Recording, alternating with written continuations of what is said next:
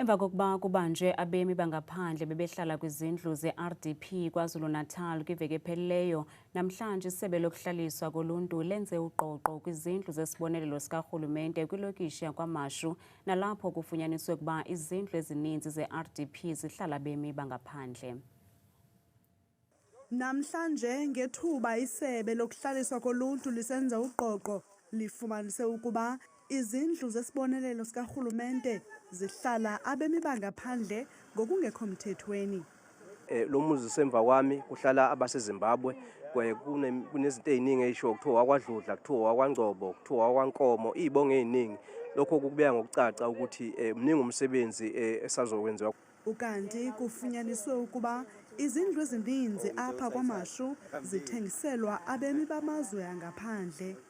Kuyicala ukuthi mangabe unikezwe indlu wena obusuqashisa ngayo noma uyidayise, fanele leyo ndlu leyo musubona ukuthi cha usayifuna indlu, fanele uxhumane ne-Human Settlement so that thina sokwazi ukuthi siyithathe sinikeze umuntu olindile, ngoba baningi abantu abakhuluma noNgqongqoshe uMthombeni uSiboniso Duma bethi balindile mangabe bebona izindlu kuhlala bokufika abaziyo futhi ukuthi abanazo izincwadi kubaphatha kambi. Abahlali balengingqi bathi kufika abemi bangaphandle mihla le kwezi zindlu. Through ukuthi abanye ke baze ngokomsebenzi, abanye ke bayifikela nabantu babo kangangokuba uma befika balandana kancane kancane, uthi uyalala uyavuka ngakusasa uyafika sekukhona omunye ongamazanga ukuthi ufike nini ngasikhathi sini. Mawusuthi uyalandelela since njengomhlali uyuthola ukuthi abanye mawusuthi uyalandela kangangoba abanye sebezi befuna ngisho incwadi umuntu athi ufuna incwadi yeCouncil. Ngethuba kusenziwa uqoqo kufunyaniswe ukuba abemi bangaphandle banezazisi zomgunyathi kambe abanye abanazo neempepha zokuba kweli. Police arrest foreign nationals over illegal house occupations. What is really happening in South Africa, guys? You've got a situation whereby South Africans have got no houses, but foreign nationals are occupying those houses. I know someone will say, but it is South Africans who are selling those houses to the foreign nationals. But that is not always the case. That is not always the case. I'll tell you why I'm saying that is not always the case. In South Africa, you've got a situation whereby our government is so corrupt to the core. Municipal officials, Department of Housing officials are in cahoots with foreign nationals, whereby they sell the houses that were built and meant for South Africans. They then sell those houses to the foreign nationals. That is what is happening in South Africa. South Africa is once again facing a serious and deeply emotional issue that is spreading across communities: the illegal occupation of houses. Reports have now confirmed that police have arrested individuals, including foreign nationals, in connection with the alleged hijacking and unlawful occupation of residential properties belonging to South African citizens. This is not just about buildings. This is about homes. It is about families who worked for years, sometimes decades, to own property, only to discover that their houses have been taken over illegally.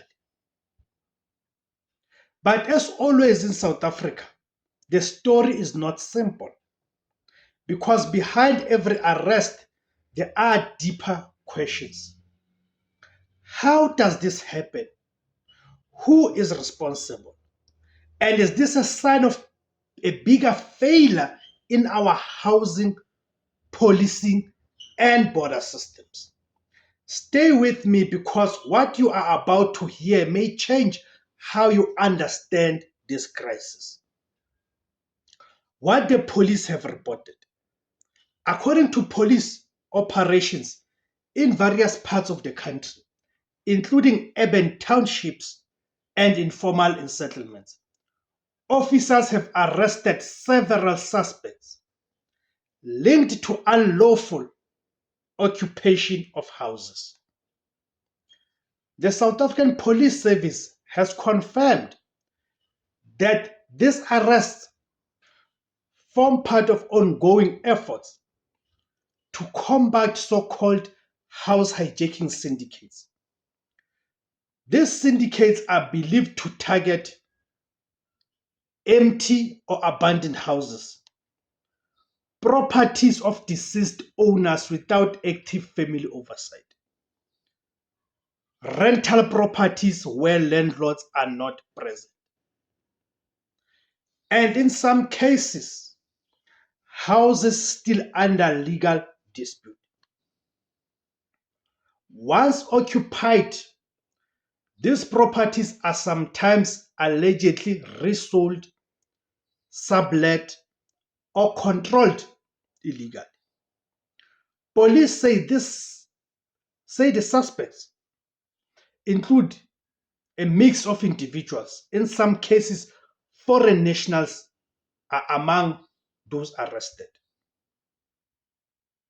But authorities also emphasize that investigations are ongoing, right? And not all cases involve the same group or motives.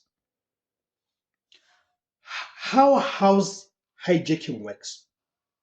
To understand this issue, we need to understand how house hijacking typically works.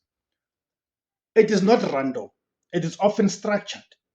In many reported cases, illegal occupants or syndicates identify properties that appear vacant for long periods, poorly secured, or not actively monitored by owners, and the ones that are occupied by the elderly, the weak, people who are deemed to be weak and vulnerable.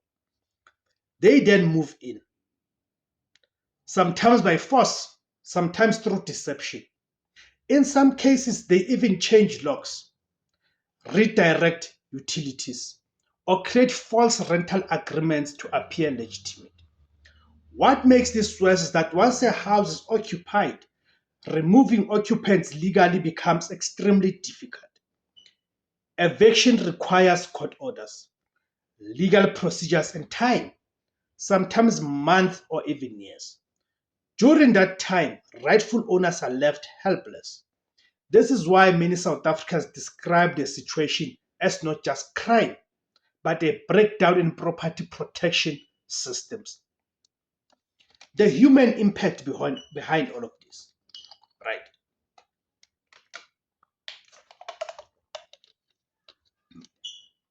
Behind every one of these cases is a human story. Imagine working your entire life to buy a house, to buy a home. You pay your bond, you sacrifice, you build something for your children. Then one day you arrive and someone else is living there. Your furniture is gone, your locks are changed, and you are told to go through a long legal process just to get back what is yours.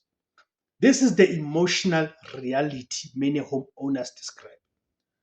But there's also another layer. In many communities, fear and frustration are growing. People start to associate crime with identity, nationality, or race. And that is where South Africa must be extremely careful. Foreign nationals and the controversy. This is the most sensitive part of the discussion. Reports have indicated that some of those arrested in connection with house hijacking cases are foreign nationals, and indeed, majority are foreign nationals. Right? So, millions of foreign nationals live in South Africa legally, working, studying, and contributing to the economy. Right? At the same time, South Africans themselves are also involved in property-related crimes, including illegal rentals and fraud. Right? So, the rise in illegal property occupation cases can be linked to several structural problems. First, the housing shortage. South Africa still faces massive demand for affordable housing, especially in urban areas. Second, the enforcement gaps. Even when arrests are made, prosecution and eviction processes are slow. Third, the documentation issue. Many properties are not properly secured in legal terms, especially older or inherited homes. Right? And fourth, economic pressure.